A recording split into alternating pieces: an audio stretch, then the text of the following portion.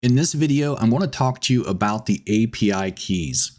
So when you're in your account, you want to come up and click on Settings. Here you can see where you can enter your OpenAI API key. You can also enter an Open Router API key and a YouTube API key. So the YouTube API key will only be used if you purchase the add-on for the YouTube video and the URL to ebook. Otherwise, you will not need this. You do have to have your OpenAI API key if you want to add images to your ebook, as well as convert your ebook to audio if you purchased that add-on, because only this API key will give you access to those features. If you don't already have an account with OpenAI, you're going to sign up for free. You're going to put in either your credit or debit card, and you're going to save all that information. Once you do that, you're going to click on this link. You're going to click on Create New Secret Key. You're going to give it a name and then click Create Secret Key, and it's going to give that to you. You're then going to paste that in this box.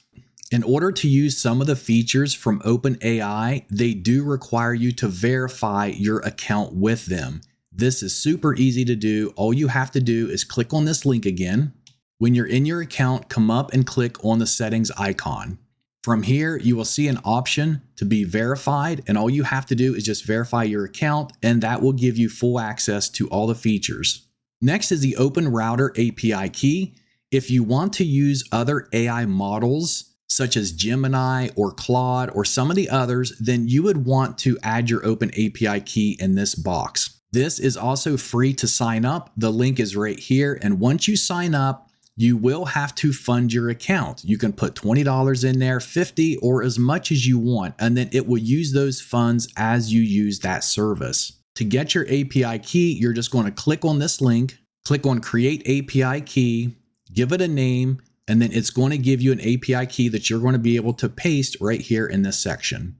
Now, to get your YouTube API key, we've already created videos on this for our other products, so I'm going to go ahead and let you watch that video. It's still the same step-by-step process, but when you get to the point where you name your API key, you can give it whatever name you want to. To get started, you'll want to click this link right here that says Google Developer Console and make sure you're logged in to a Gmail account. And you can see with this Google account, I haven't set up my Google Developer Console yet. This is super easy to do and only takes a few seconds. So I'm going to go ahead and just tick this box and click on Agree and Continue. Then I'm going to click on Create a Project. I'm going to give it a name. We're just going to say Med Poster, click on Create. Now that that's been added, you can see up here in the drop-down box, that is what's chosen. The next thing we have to do is click on Enable APIs and Services. So I'm going to go ahead and do that. You want to scroll down, click on YouTube Data API version 3,